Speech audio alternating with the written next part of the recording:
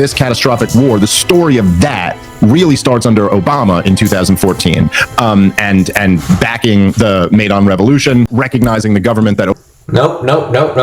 Oh my gosh, everything's wrong. So backing the Maidan Revolution, he's talking about National Endowment for Democracy and USAID, which not only fund any active Euromaidan efforts, they only funded democracy promoting, civil society promoting, civil engagement, engaging in democracy, all those kind of things, freedom, anti-corruption. These are all the kind of things that USAID and the NED supported, and they ended up, being more than not very, very sympathetic to Euromaidan, because the people, as a democracy, wanted to be in that European trade deal. And Yanukovych, who admittedly was stuck between like a rock and a hard place, he threw it down because he didn't want to confront Putin. He didn't want to confront Russia. Then he got ousted, and then through a legal process, completely legal by the way, then he's ousted, right? Of course. So I don't know what he's going to say right here. Through the democratically elected Yanukovych government, like all of that stuff was real. That's when the actual war in Ukraine started, right? Like, yeah, no, this happened. It's not an overthrow. It's a legal coup. Legal, so it's not a coup. It's completely legal. And the people hated Yanukovych after he turned that deal down. So. What's the problem with that? That's called democracy. It's just a little bit more violent. And Yanukovych was not for the same things. Like he expanded the lease on the Black Sea Fleet. Expanded the lease on Sevastopol, and he was anti-Ukraine joining NATO, which was an unpopular thing.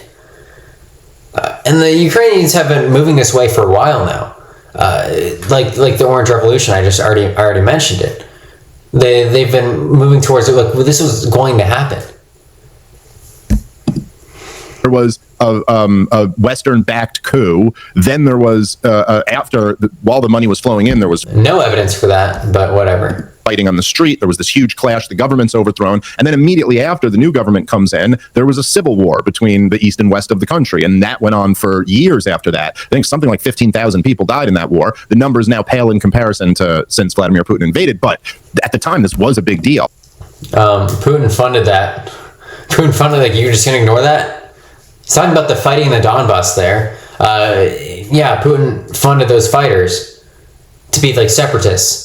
This is not a civil war that broke out because of this coup. Like Kiev, this is 80% support in Kiev.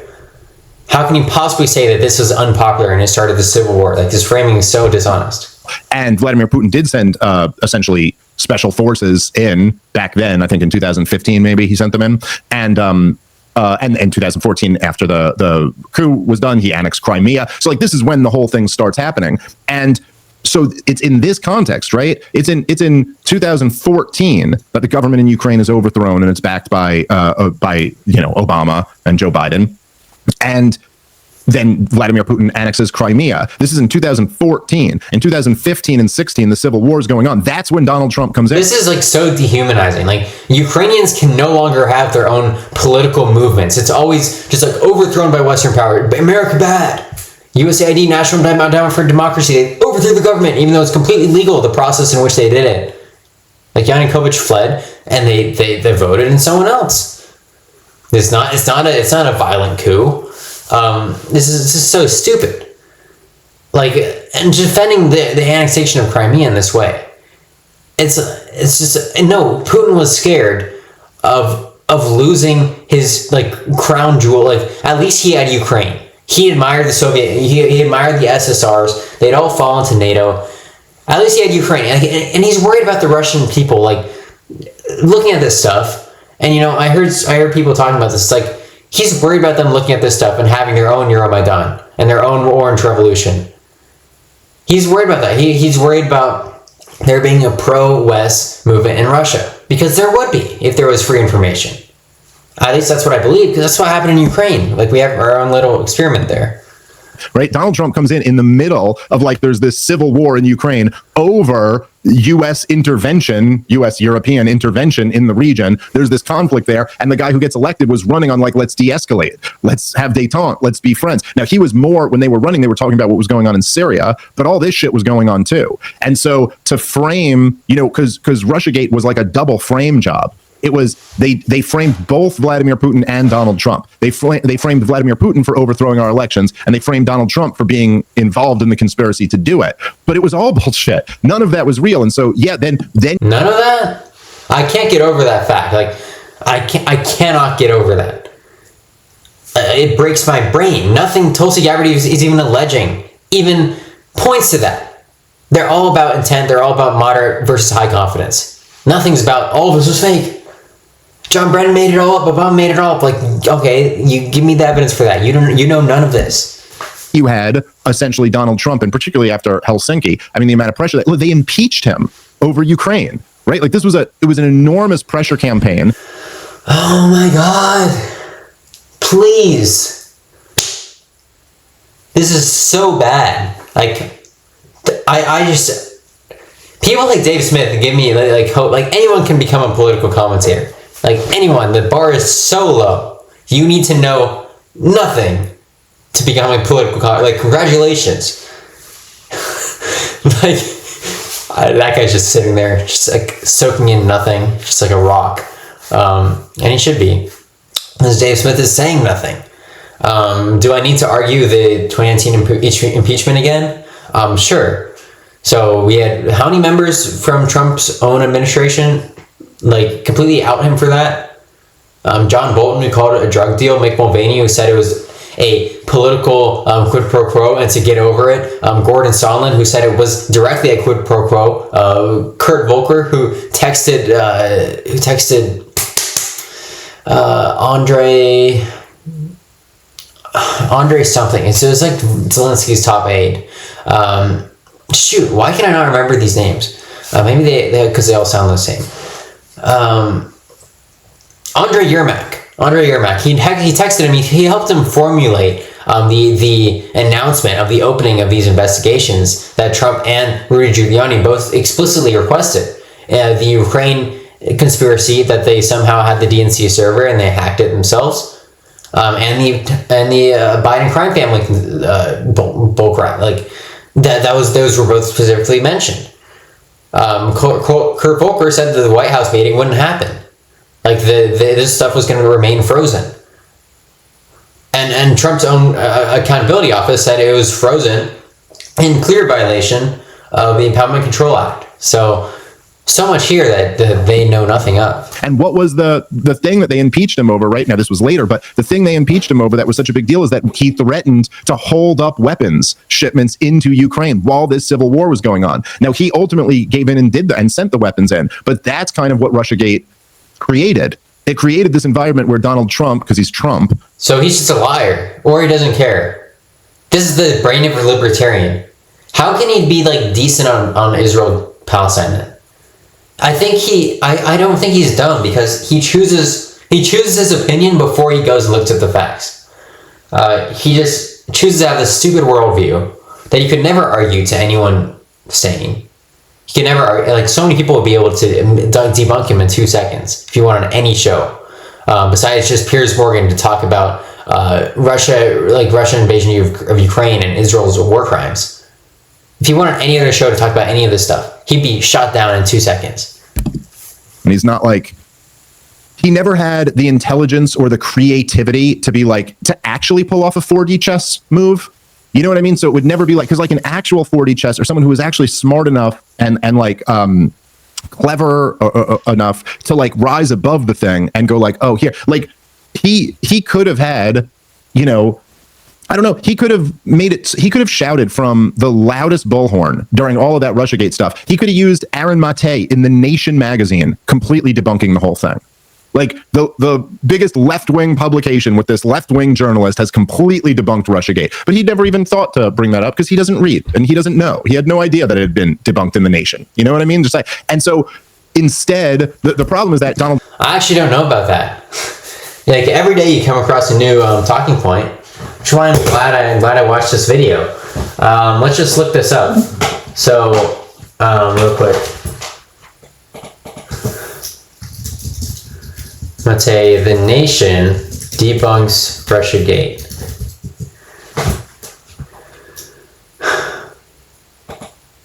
Oh, okay. So he's not. So he's debunking the collusion. He's not debunking He's not debunking the actual interference, which Dave Smith does not essentially. He doesn't even recognize. He doesn't think it's real. But this Aaron Matei guy in his The Nation reading. Well, this is a later one. He's citing the Mueller report, which, if anyone's familiar with the Mueller report, you know that members of the Trump campaign were very, very close to colluding with Russia. Don Jr., Paul Manafort, George Papadopoulos, Roger Stone. George Papadopoulos and Stone were so convinced that they had colluded with Russia that they decided to lie about it. They decided to lie. Stone got many years. Papadopoulos took a deal to cooperate, and he got like a few weeks. But Stone got completely pardoned. Manafort got pardoned for being a Russian agent. Like one of the worst pardons in the history of America, to be honest. I don't even know if anything comes close. Maybe some of the January 6th pardons could come close to that.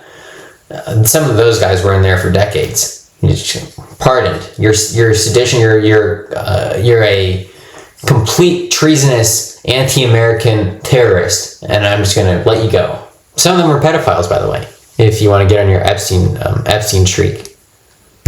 Trump isn't actually this like master manipulator negotiator who's always playing 4D chess. And so what Donald Trump did instead, in very Trumpian fashion, was he goes, oh, they say I'm a puppet of Vladimir Putin. I'm going to show them what a Putin puppet I'm not.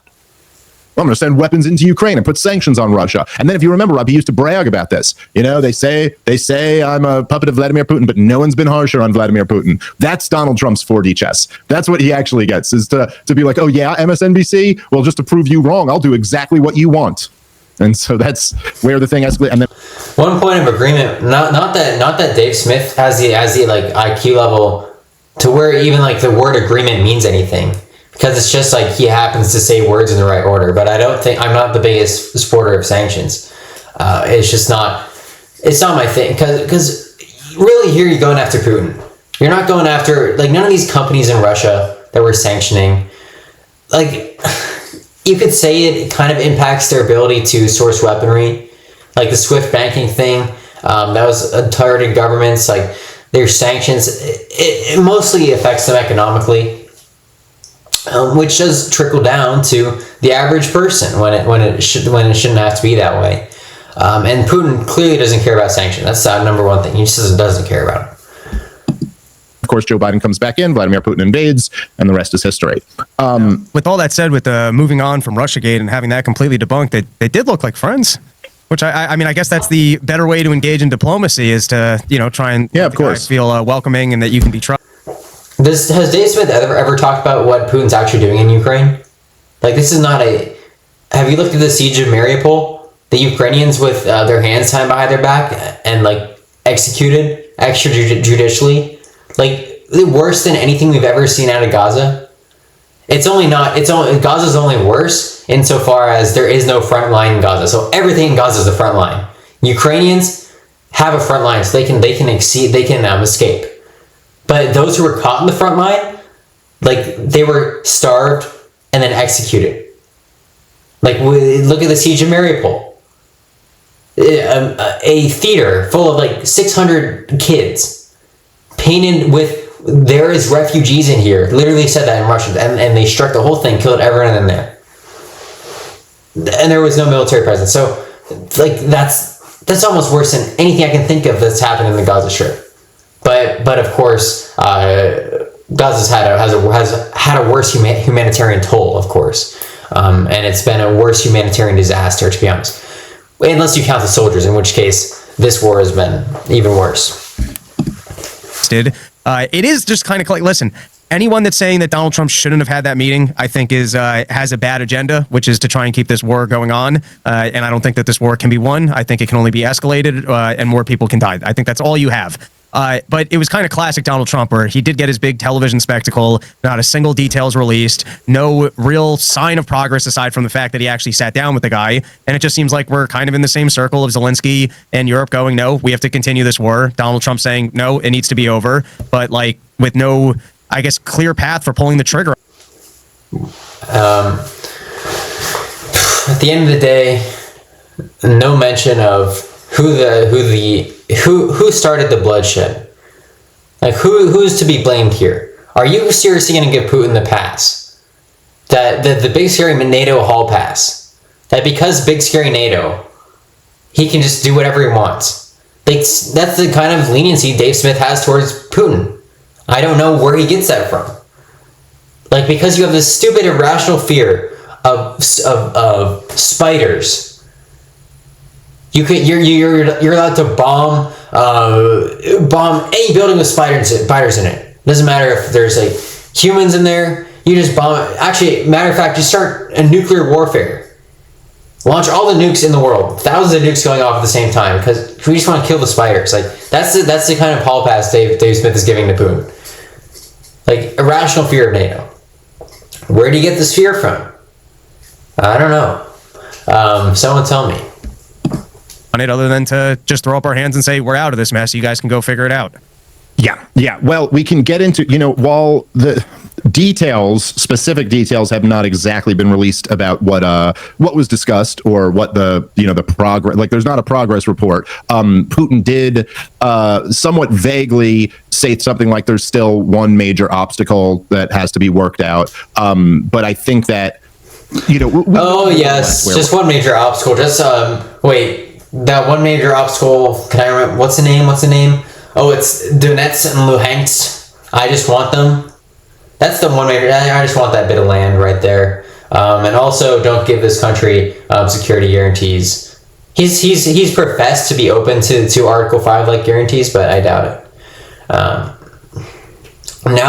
Because I think Putin has satisfied his national desires. He's beaten the West.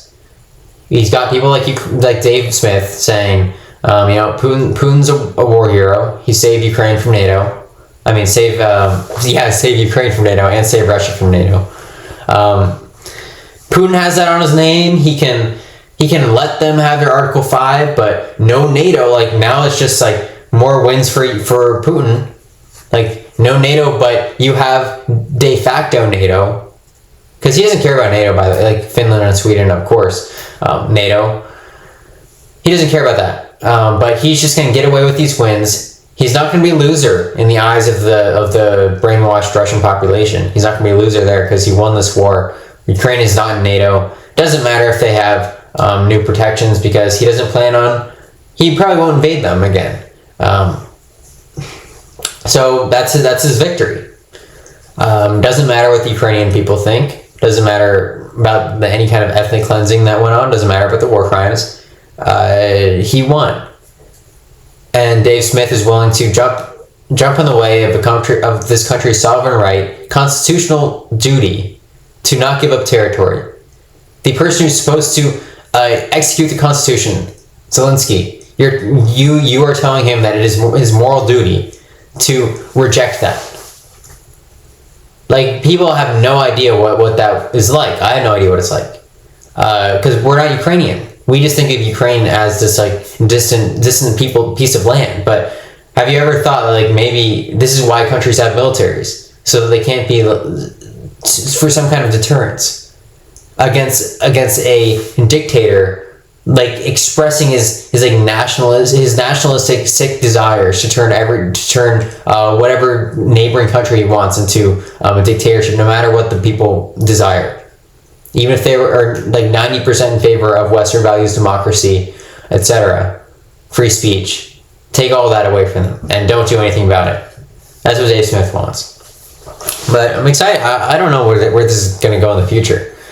I don't know what Ukraine's going to look like. Hopefully they have some military wins, though.